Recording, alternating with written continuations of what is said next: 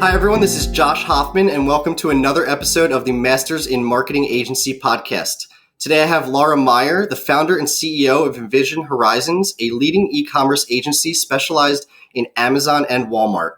Laura is also the co-founder of Gorman Gear, which imports and distributes top-selling and in-house brands on Amazon, as well as provides reporting and marketing services for clients. Welcome, Laura. Hi, it's a pleasure to be here. Thank you so much, Josh. How's your week been so far? Well, as you may hear in my voice, I had COVID, but we're surviving here. But other than that, it's been a great week. It hit 70 here in Massachusetts, so I'll take it. We are finally getting into the nicer weather. It's nice, yeah. So we actually have a few things in common, obviously including both working in the Amazon space. But I actually wanted to start somewhere else that we have in common, which is our college major and minor, which is marketing and entrepreneurship. And the question I want to ask, starting off with, is how much of what you learned in college did you end up actually applying to either your work life or starting the agency? And if you say nothing, then what would you teach differently? All right. So I love this question. And I love the entrepreneurship department from my alma mater because I've actually shared this story before, but my senior year in one of my entrepreneurship marketing courses, the professor, Mark Lacker, shout out to Mark, he gave us this amazing assignment where we had to go on LinkedIn, reach out to at least 5 alumni, and set up a cold networking call with them. And as a senior in college, this is pretty intimidating. You're like, what do I say to them? What do I do? And I feel like that built such a foundation in my confidence in networking. And I joke, but this is reality, that I actually got my job at Amazon out of college because I applied that skill set. And I found a woman on LinkedIn who worked at Amazon Media Group in New York City, who I had 2 mutual connections with. And I reached out to this woman, Nina, who I still stay in touch with today. And I was like, hey, tell me about your time working at Amazon. I applied to the job and would love to learn more. She then referred me internally. I got the interview. I got the job, and talk about kickstarting my career at age 23, 22, whatever it was. So that is a skill set. I give full credit to Miami University's entrepreneurship department. And then another great lesson I learned from one of my more quirky, charismatic professors, Jim Friedman. He has this saying that is ingrained in me forever, that everything you do makes a statement. And my employees and team members are going to, they kill me because I say that all the time of if you send a half-ass email, or if you just don't give something 100%, everything you do makes a statement, whether it's internally or to a client, or even, people you meet on the street. It's exhausting to think about life that way, but it is so true. Do you see yourself as an extrovert? So this is a great question as well. COVID's really made me rethink my definition or my identity as an extrovert, because I've absolutely become more of a homebody. But I do feel energized socializing. Therefore, I am on the extroverted side of the spectrum, but I absolutely need that recharge in order to enjoy socializing. I completely agree. Do any chance you know your Myers-Briggs? No, I don't. I took that in college, but it's been a few years. May have changed anyway. Totally. Got started in Amazon. I'm going to obviously assume that kind of led to eventually starting the agency. Do you mind kind of describing how you got started in digital marketing and starting the agency? Absolutely. So I worked for Amazon's media group, and I'm still so grateful for that opportunity. It was like getting a free master's in retail and digital marketing, because I was a part of this new initiative for green professionals.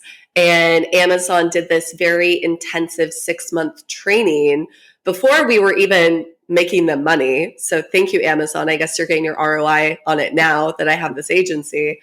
And so I learned retail, although I grew up working in my dad's hardware store. So going to Ace Hardware conventions were family vacations. So I've always known the retail side of things, but this was really my deep dive into digital. And then after Amazon, I worked for another ad tech company. And then in 2017, started Envision Horizons. How did you get your first customer?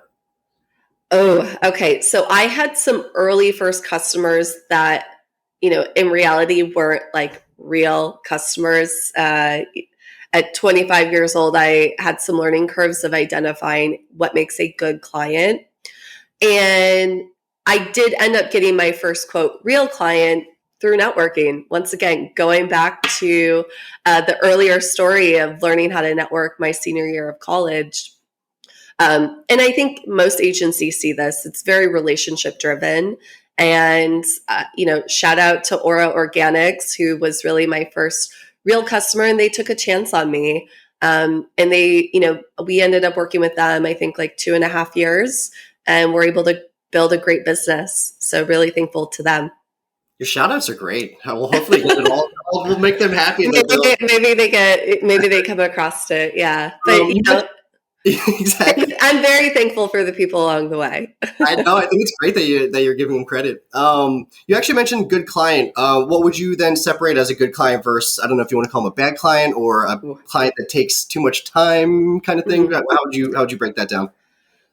Well, now versus then is slightly different, of course, but I think the biggest thing in terms of what defines a good client and a not so much of a fit client, shall we say it, put a little positive spin on it.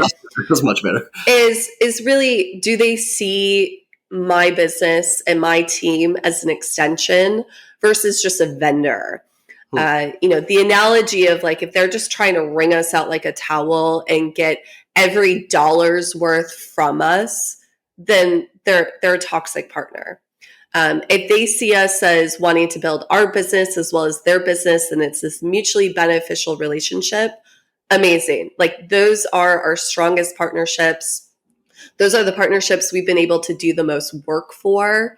And I also really like to say clients that are open to testing.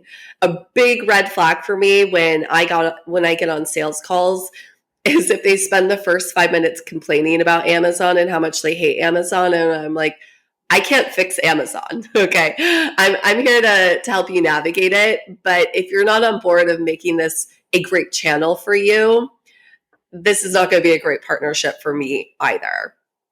For marketers that maybe aren't currently in Amazon, and maybe they're doing like more or other types of digital marketing, whether it's Google Analytics or other PPC or things like that, what is it like to get into the Amazon world? So, are there any similarities? Is like this whole new world that you need to learn? What's the diving into the Amazon world like? It's a rabbit hole. You just keep going deeper and deeper and deeper. And I still learn things to this day. And I've been in this rabbit hole for over 5 years now. So in terms of learning the ways, I think if you want to take even if it's a smaller financial risk, just sell something yourself first. Yes. I'm a big advocate of learning by doing. And then it really forces you to start to listen to great podcasts about Amazon selling, start reading blogs, YouTube videos, etc. And that's how I started my agency. Is when I left my previous job, I immediately started ATAC, which is a men's undershirt brand that I sell on Amazon to this day. And that's how I learned a lot of the gaps that I didn't yet know. So importing, sourcing, logistics, some of the operations, what the heck a GS1 UPC was, how to do a trademark. All of those things are very relevant to what we do for our clients because there's so many nuances. And I just think going through the motions first is the best way to dive in, because otherwise, it's hard to know what you don't know. Yeah, I would also add that I think maybe more than most industries, I think Amazon changes every 2 or 3 years, and we're talking like Or can't months. even use you can't even use what you used to use. So just first getting in, and I think people didn't even realize that you could be like a private label seller, just one person, and then you do that, and then the PPC world comes into play, and then you have to learn all about PPC, and then PPC gets really expensive, so you have to learn where the margins are. So Yeah, and then you have to learn DSP, OTT, and audio ads, and all the other crazy advertising solutions that they're scaling out. but I think obviously what the benefit is there is that you're bringing Amazon's doing a lot of the marketing work. So it's I think you mentioned in another something else I listened to that it was 40%, and I don't know what year this was, but 40% of searches now happen on Amazon, or is it 60? Oh, yeah. No, I remember this quote. This was like back from 2019, I think. I have no idea what it is today, but I'm sure I think it is 60% of like online. I think it's like online product searches or shopping searches, not all internet searches, but anything that is e-commerce related. And do you work with anyone that, maybe was in retail or in another e-commerce platform and then was trying to go omnichannel? And then the other part of that question is, what is the kind of importance of going omnichannel? Most of my clients are omnichannel. We do have a few Amazon native clients, but even those clients have either launched Shopify stores or launched in Target. I think it is so important to have an omni-channel strategy. You see what's happened, and maybe you've followed this, maybe you haven't, with these D2C businesses that have crazy VC backing, etc.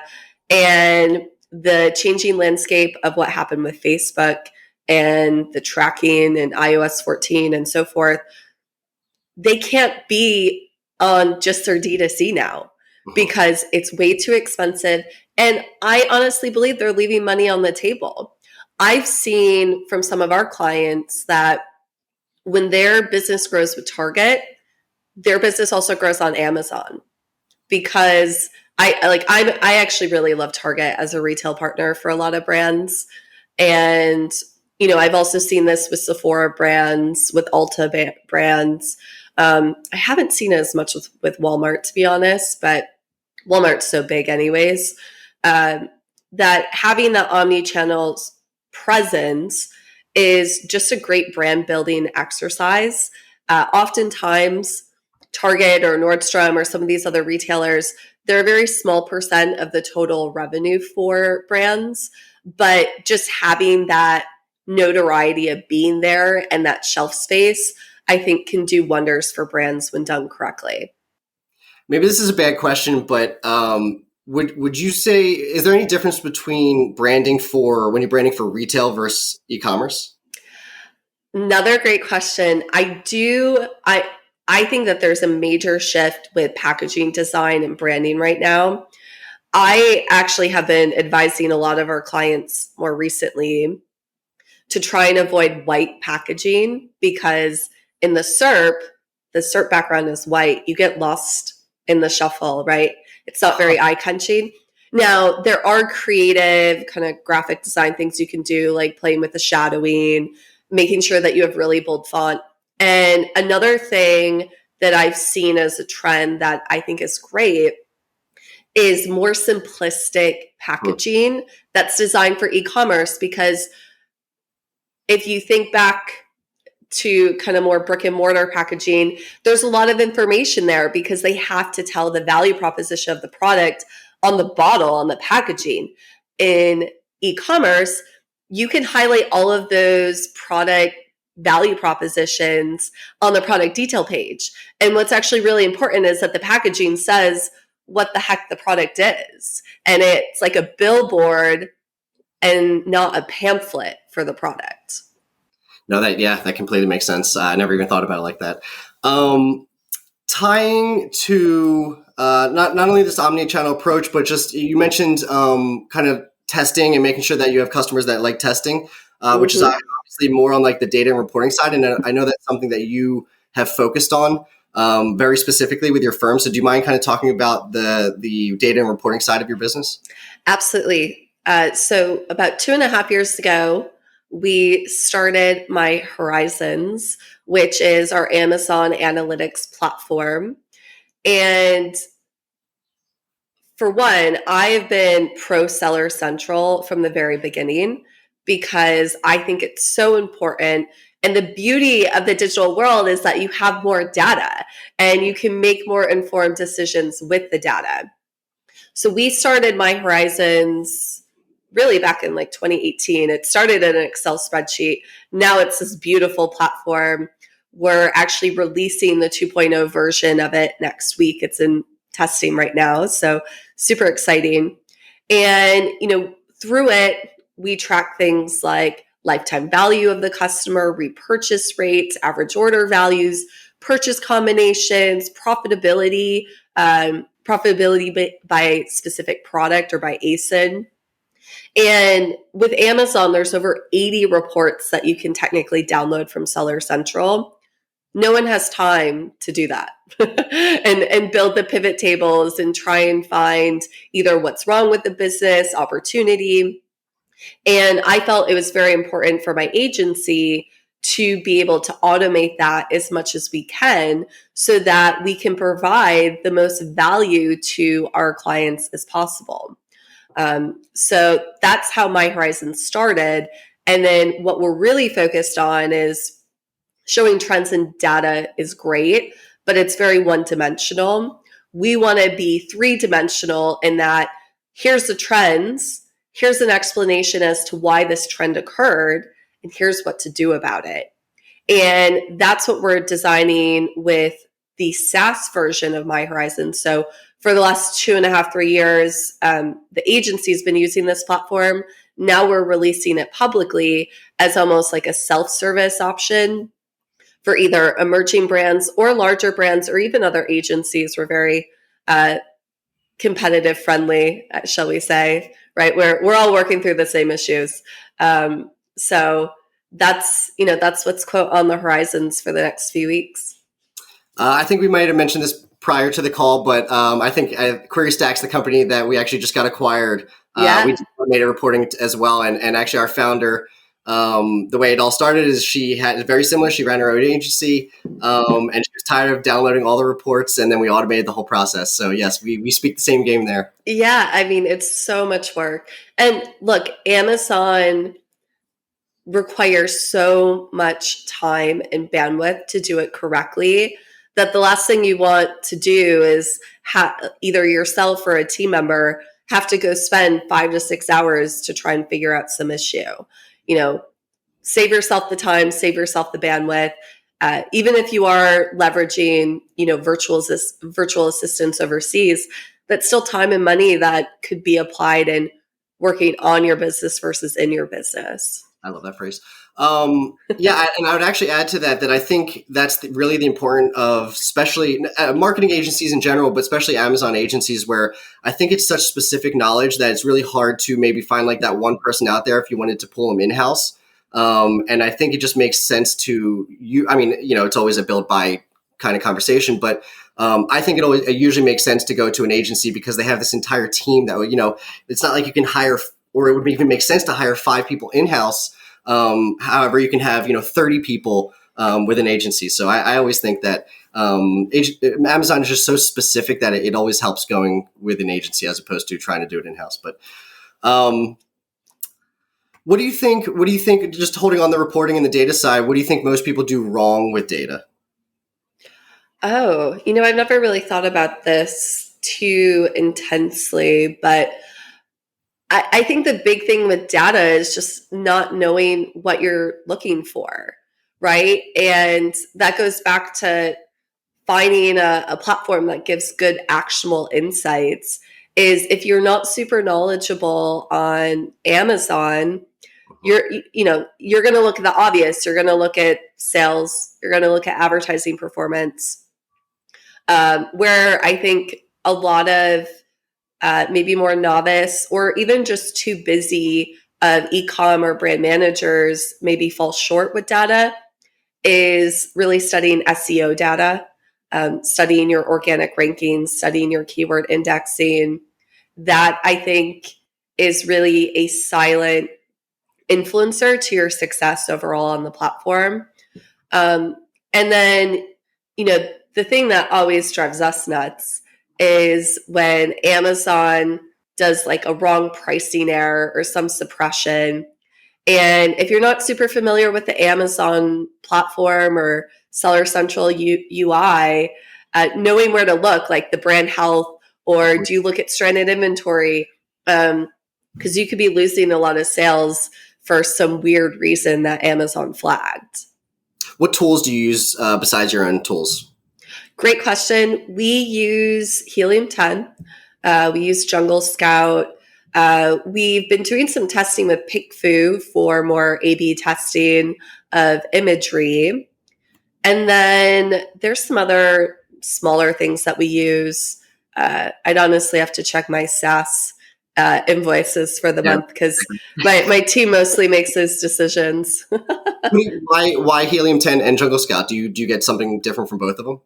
Well, with my tool, we don't scrape any data. And so when it comes to looking at things like keyword volume, estimated sales of competitors, having another data point to estimate market share, in addition to all of the new tools Amazon's rolled out, like Product Opportunity Explorer, brand analytics have really built out a lot. I just like to have several data points and points of reference. Would you recommend one over the other? I think they both have their strengths. And honestly, we have both because we have team members internally. Some are Team Jungle Scout, some are Team Helium 10. And it's not like the subscriptions are so expensive that we can't afford both. Yeah, no, I think that makes sense. And then just seeing the growth, honestly, of your agency over the past, especially the year, but obviously the last 2 years, what do you find most difficult when hiring new employees? Well, I think, and this is the case for any business, is how someone interviews versus how they actually perform can be very hard to see until they're actually in the seat. And, we've had people who interviewed amazingly and they didn't last 60 days with us. We've had people where we are kind of on the edge. We're like, market's hot. Like we'll test them as like an associate and then maybe train them up. And they've been total rock stars. For me, I really try and hire based on grit and work ethic and attitude more than experience. Where I failed in the past is hiring by experience. And then you have ego, you have kind of some entitlement, and that can really ruin the internal culture. And I'll say in the early days, I was really nervous about firing people or letting people go. That's a better term. Because I was worried about how it would impact the team. But when you have really good team members and you let go of bad apples, the good team members appreciate that. Because usually if you're seeing someone as a bad apple, it's impacting A players and probably causing more stress or causing more work for them. And I now see it more as like a mother bear protection of my team and this culture I've worked so hard to build. And yeah, I think having people that care is way more important than someone who has 10 plus years experience. So it all goes back to core values. And I know that that's something that's taught a lot in business books and it's a little cheesy, but it's how we do our 360 reviews. It's how we grade on our hiring.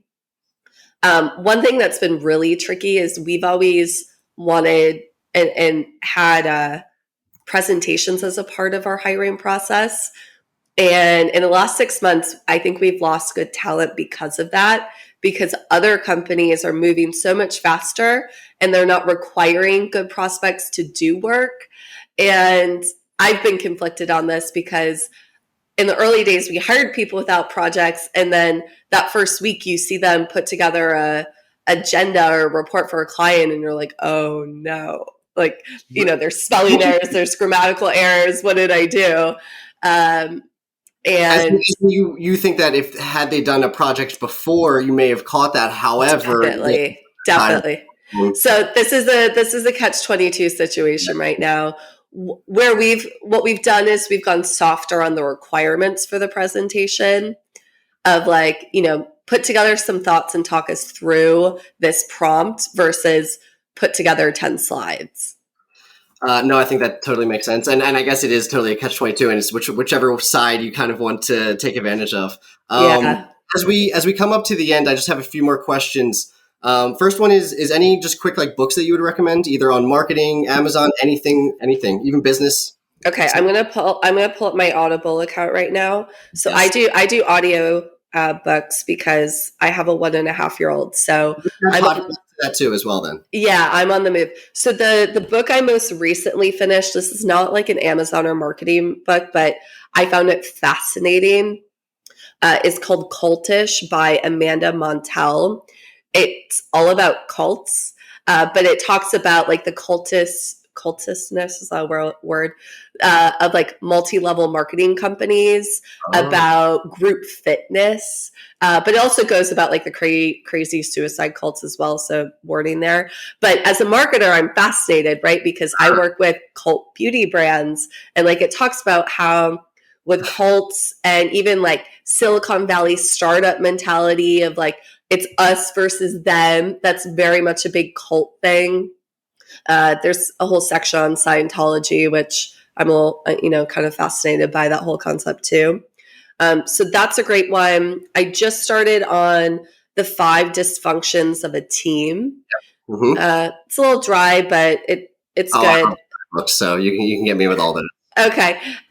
One I actually read on my way to Prosper because I had been a homebody for so long, and I felt like I had lost my charisma. You got it. Is How to Talk to Anyone. Yeah, yeah. 92 ways or 92 little tricks for big success on relationships.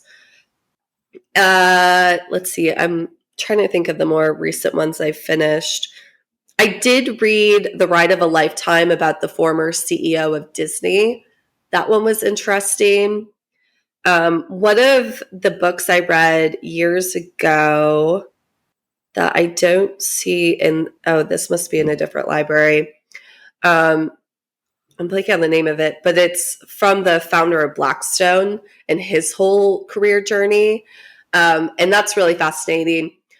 Obviously, a different time in the world, in terms of building a major financial institution, What but it there's takes. some, yes, what it takes. But that's a good one that resonated with me as well. I could go on. I listened to Sapiens, another favorite book of mine. Everyone is recommending that. That has to be Yeah. my book. Atomic Habits. I think that's kind of like a standard. Got that arm's reach. Yeah, that's like the big one this year. Oh, really? Oh, yeah. I think my husband and I listened to that one on a road trip we did like 5 years ago. Really? As we're I like, I feel like it's been blowing up the last 2 years, but you're saying um, it's like 5 years plus. yeah, no, it's been around. We listened to it when we were road tripping through Montana and Wyoming.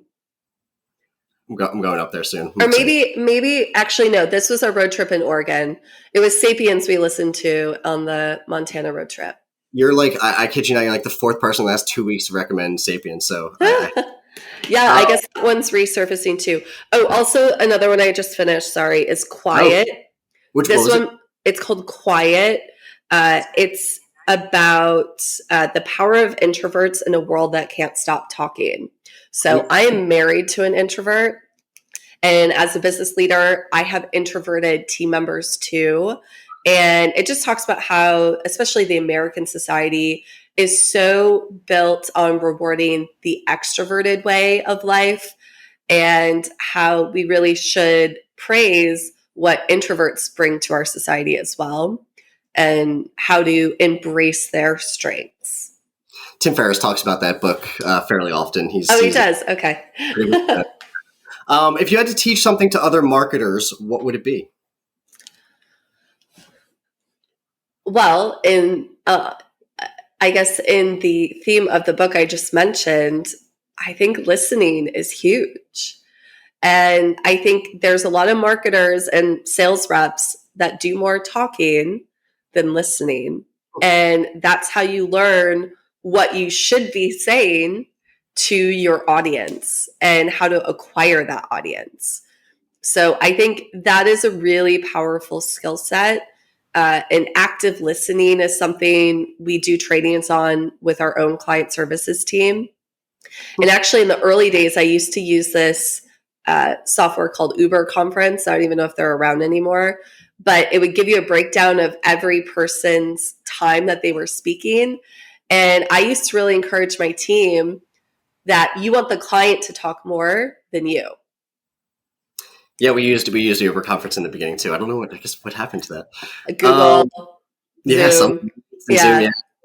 They just didn't make it through the pandemic, I guess. Or I mean, they're still probably there. But last question is, what do you enjoy talking about the most that you normally don't get an opportunity to talk about?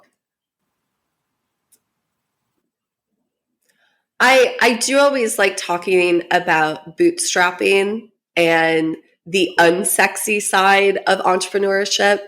To this point, I've accepted no external funding for my business. It's been completely built from the ground up. And I think that bootstrapping is something that should be celebrated more. And, there's been a lot of hard decisions I've had to make along the way that were, I would say, more financially strained decisions versus probably what would have been the best decision. But in that moment, you have to do what you have to do to keep the business moving forward. So I think that's, something that I think should be celebrated more, and those hardships that come along the way with bootstrapping.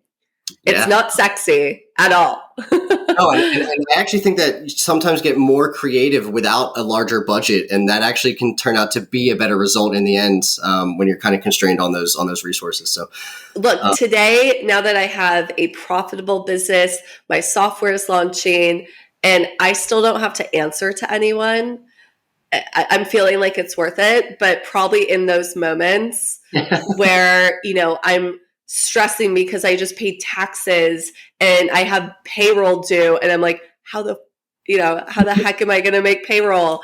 And I'm, employees coming to me saying that they got an offer somewhere and they want me to match it. And it's just, that gets stressful. But it is a reality of building a business organically. Sure. No, that was great. And as we come to the end of the episode, I just want to give you an opportunity to mention how people can find you and anything else you'd like to add. Yeah. So you can find me on LinkedIn. I'm very open to connecting. And then I'm also on Instagram, but that's more personal. That's photos of babies and dogs and meals I cook. And then you can always go to our website, envisionhorizons.com. Perfect. And thank you so much for coming on the show. As always, I hope everyone learned something new today and gathered a few actionable steps on how to improve your own marketing efforts. And on that note, I hope you all have a great rest of your day.